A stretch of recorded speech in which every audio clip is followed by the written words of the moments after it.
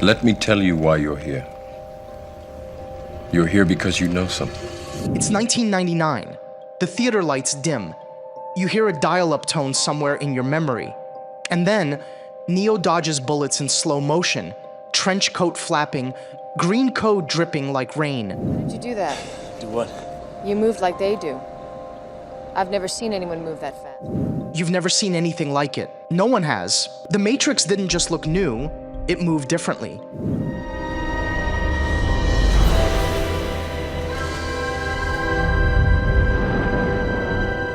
Bullet Time became the most copied visual in Hollywood overnight.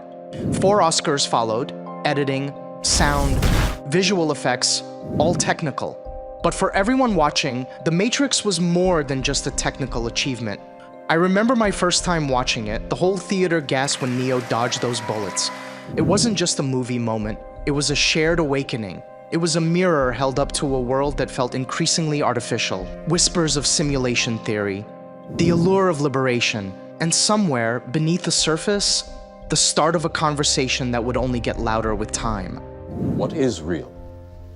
How do you define real?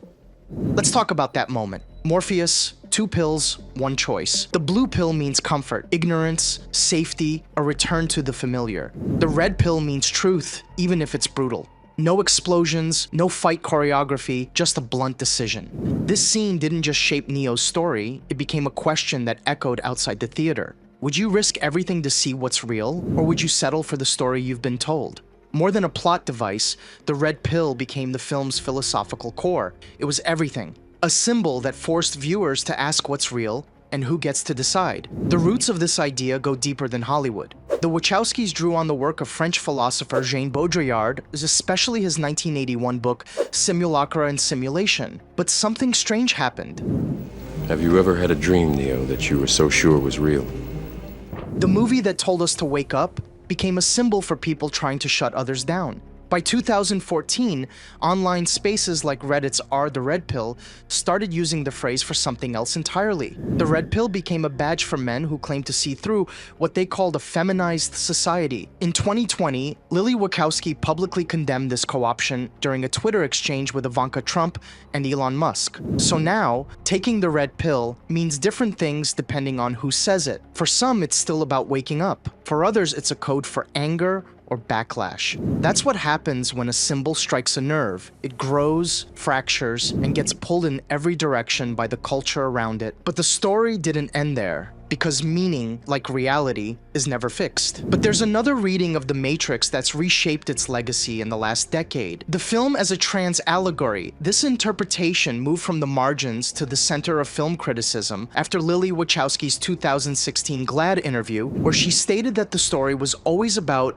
the desire for transformation, but it was all coming from a closeted point of view. Suddenly, critics and audiences look back with new eyes. Neo rising from the pod isn't just rebirth, it's shedding the lie you were born into, naked, vulnerable, finally real. His story is about rejecting the identity the world assigned him and forging his own. For many trans viewers, this isn't just science fiction, it's a familiar struggle. Trinity, played by Carrie-Anne Moss, upended expectations for women in action movies. She wasn't just another action heroine, she was a character who refused to play by the rules of gender performance. Then there's the red and blue pill, overanalyzed, memed, hijacked, but in this reading, it's a razor-sharp metaphor for the risk and cost of living as your true self. For trans people, that choice isn't theoretical, it's daily. It's survival. The Matrix's world breaks the body down, not bound by the rules you were handed at birth. Inside the simulation, you can look however you believe yourself to be. After Lilly Wachowski's remarks, the film's subtext became text. She confirmed what many had suspected.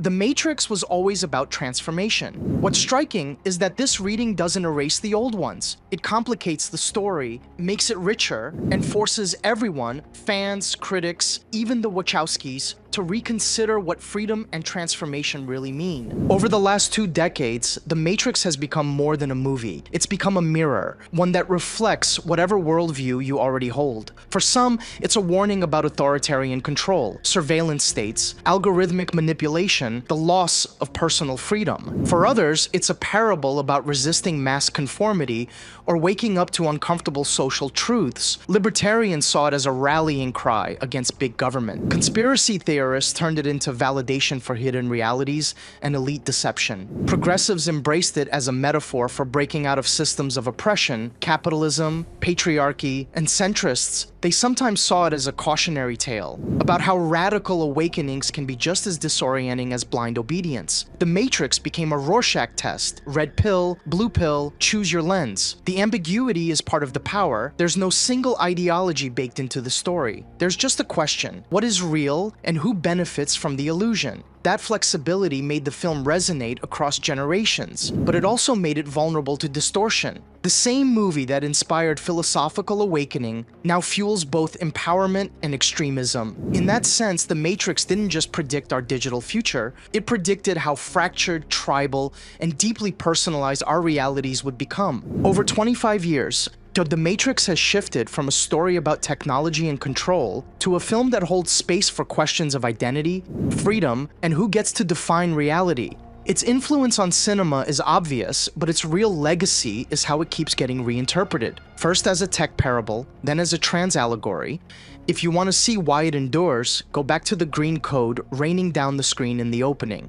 That digital rain, lifted from Ghost in the Shell, looks less like sci-fi and more like the world we live in now. That's the real magic of The Matrix. It gave us code and let us write our own meaning into it. Every generation, every identity, every rebellion. So now the question is yours. What does your Matrix look like? Drop a comment with your interpretation. Was it a story about control, identity, rebellion, or something else entirely? And if this made you rethink the red pill or the world around you, hit like, share it with someone who still thinks it's just an action movie, and subscribe for more deep dives into the stories that shape us.